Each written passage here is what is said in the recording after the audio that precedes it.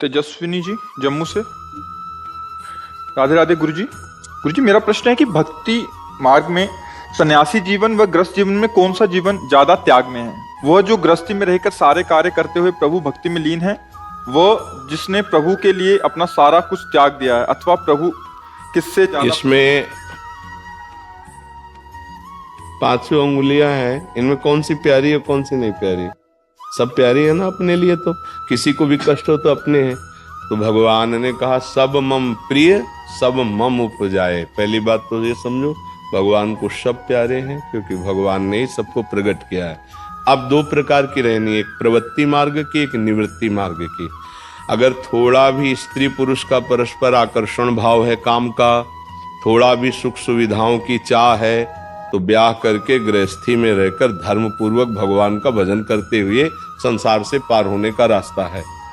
और जब ये है कि आजीवन में अपनी इंद्रियों को शासन में रखते हुए चाहे जितना कष्ट पड़े, कभी धर्म से भ्रष्ट नहीं होऊंगा, सतमार्ग का आचरण करूंगा, तो उसके लिए विरक्त मार्ग है। दो मार्ग बनाए गए, निवृत्ति और प्रवृत्ति परक।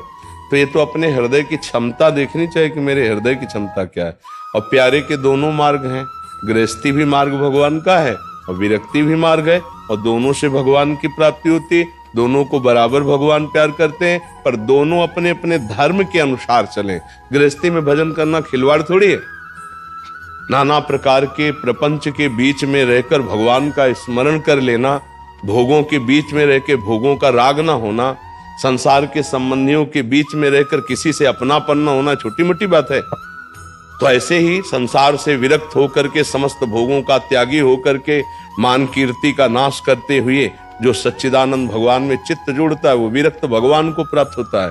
और जो परिवार में रहकर नाथ सकल संपदा तुम्हारी, मैं सेवक समेत सुतनारी, और सारे कर्म भगवान को अर्पित करके नाम जप करता है, वो गृहस्थ भगवान को प्राप्त होता है। प्राप्त दोनों भगवान को होते, पर दोनों कोई सरल मार्ग नहीं है, दोनों कठिन मार्ग। भगवान की प्राप्ति का इसीलिए कठिन मार्ग है कि सबसे मोह हटाकर, देह भाव को त्याग कर भगवान के निरंतर भजन में लगना, ये दोनों का कार्य है, चाहे वो गृहस्थ हो चाहे वो विरक्त हो।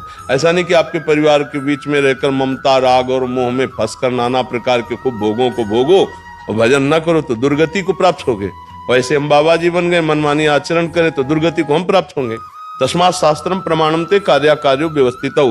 शास्त्र की मर्यादा के अनुसार, अपने अपने धर्म के अनुसार कार्य करते हुए दोनों भजन करें तो भगवान को प्राप्त हो जाएंगे। अब हमें विरक्ति बनना चाहिए, गृहस्थी है, दूसरे से नहीं पूछने की बात है, अपनी छाती की हिम्मत देखनी चाहिए कि मेरी हिम्मत क्या है। पूरे जीवन भर में जल करके निकल सकता हूँ या फिसल सकता हूँ। फिसल सकता हूँ तो पहले ही गृहस्थी धर्म चला जाए। अगर यह है कि मैं जल करके चाहे प्राण त्याग दूं, चाहे जितनी जलन हो काम क्रोध लोभ की, पर मैं कभी गलत आचरण नहीं करूंगा, तो फिर ये विरक्त मार्ग है। और स्त्री के शरीर के लिए विरक्त मार्ग में अब इस कलिकाल में भ्रमण करने की जरूरत नहीं है। अपने माता पिता के द्वारा दी हुई सुविधा को माना कि अगर आपका वैराग्य भाव दृढ़ है तो ब्याह मत करो। अपने माता पिता के समीप रहकर, परिवार के समीप रहकर किसी का आश्रय लेकर भजन करो। अब वो समय नहीं रह गया कि आप विरक्त भेष में होकर के भ्रमण करें। पुरुषों के लिए नहीं रह गया, फिर स्त्री शरीर के क्या। देखो घेर कर संतों को मार डाला था कि नहीं, वो क्या मनुष्य नहीं दिखाई दे रहा, तुम्हें साधु नहीं दिखाई दे रहा, तो उनके पास कोई प्रमाण पाए ऐसे घेर के मार। अरे भाई 100-200 आदमी 500 आदमी हो, कोई शेर तो है नहीं, बाबा जी है ये, तो चलो मतलब एक संशय है आपको तो उसका आप उसकी जानकारी करो, कहाँ से आए हैं कौन। ऐसे बस ऐसे किसी ने बोल दिया, घेर करके मार डाला। तो आजकल संतों के लिए भी तो नहीं है ऐसा कि आप विरक्त होकर घूम सकते हैं। जैसे पहले अपने लोगों ने जीवन व्यतीत किया, वो समय नहीं है, मार डाले जाओगे। कोई कह देगा चोर है, कोई कह देगा बच्चा चोर है, मार डाले जाओगे। तो पुरुष शरीर के लिए अब तो मुश्किल है, फिर स्त्री शरीर को भ्रमण करे तो ऐसे कलयुग के कुचाल में फंसे हुए लोग राक्षसी स्वभाव के हो गए हैं कि वो ये नहीं देखेंगे कि साधु है कि महात्मा है, साध्वी है कि क्या है। मुझे लगता है भजन करने के लिए एक सुरक्षित व्यवस्था अब चाहिए। अब वो नहीं कि पेड़ तले रह करके भजन कर लो। पेड़ तले रहोगे, सट्टेबाज तुमसे पूछेंगे आकर नंबर बताओ, नहीं बताओगे तो डंडा चलेगा, बता दिया तो डंडा चलेगा। क्योंकि अगर नहीं खुला तो पिटोगे, खुला तो 10 और आ जाएंगे, फिर मरोगे।